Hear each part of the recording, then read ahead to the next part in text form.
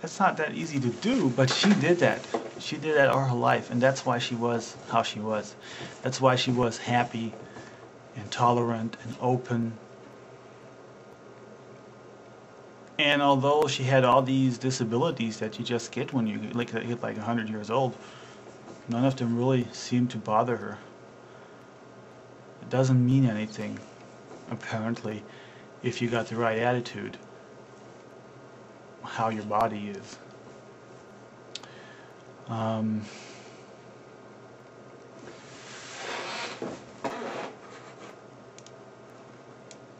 did I get to be this guy? I don't feel like this guy. You know, what you see is, I don't feel like that guy. You know, that age, I still feel 17. I still feel full of potential. And I am still full of potential, but it's not the same. I can remember being 21.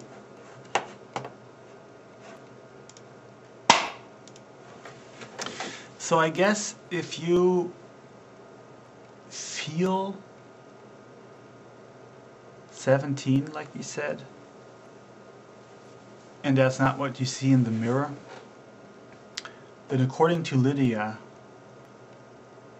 you must be doing something right, because I think that was exactly her point, that the age we are is defined by our thoughts. And it's a really good concept, and it'll probably get harder by year by year. I mean, try to keep feeling as 17 in the next 40 years or 30 years.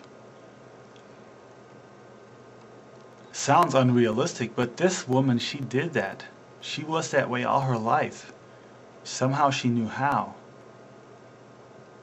And I think it's a good concept. I think we shouldn't be pushed by society or whatever into conventions that are labeled onto our age.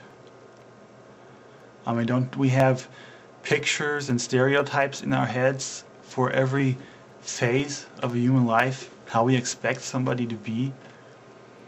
And don't we mock childishness already when you're like 20? The question is, should we mock childishness ever in our lives? Shouldn't we worship childish fantasies, the creativity that children have, the fantasy and the curiosity and the will to experiment?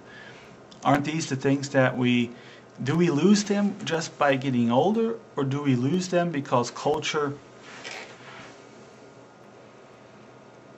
because we want to lose them, or because we're pushed to lose them, because we think we have to lose them? Do we decide if we lose them or not? That's, according to Lydia, we don't. It's all up to ourselves. And she was proof for it. And who am I to disagree with somebody with that life experience? And who are you?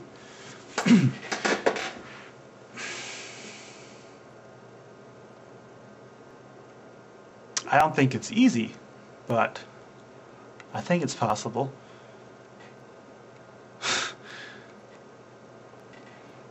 I guess you have to keep training your mind also. She was really an athlete in her head, all the way to the end.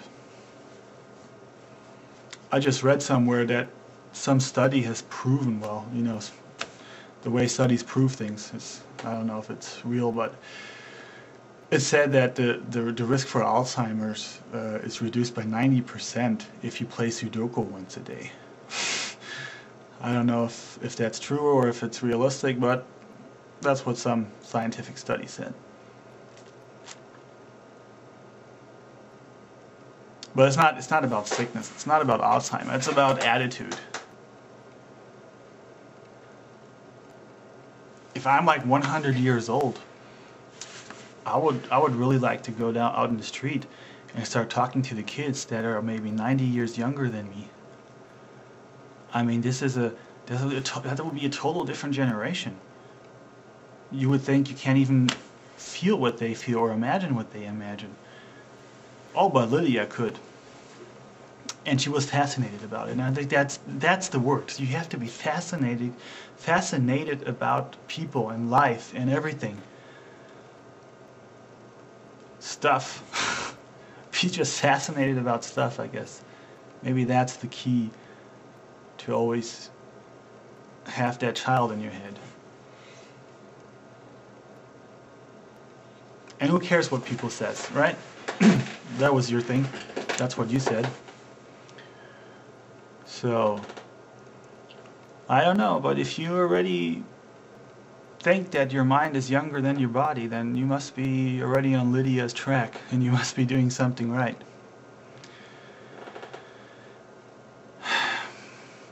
Oh, I saw your video. What was it? Where you said you were just a puppy and a happy guy? It's a good thing you made that video, because I was starting to wonder.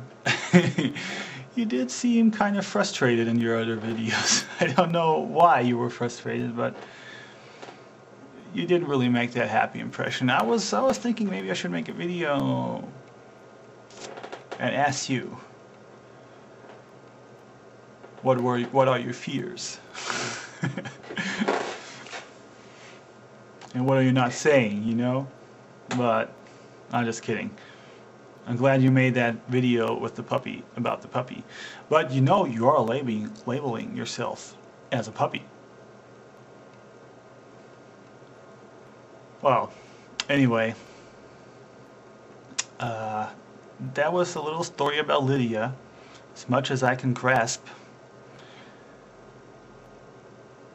You made me think about her, and that already made me happy, because I didn't think about her for a long time. I should visit her in the cemetery. Well, anyway, that's all I wanted to say. More or less just what Lydia had to say. And I'm sure if she would still be alive, she would probably be fascinated about computers too. And who knows, she might even be on YouTube. And yeah, I just wanted to say that story about her.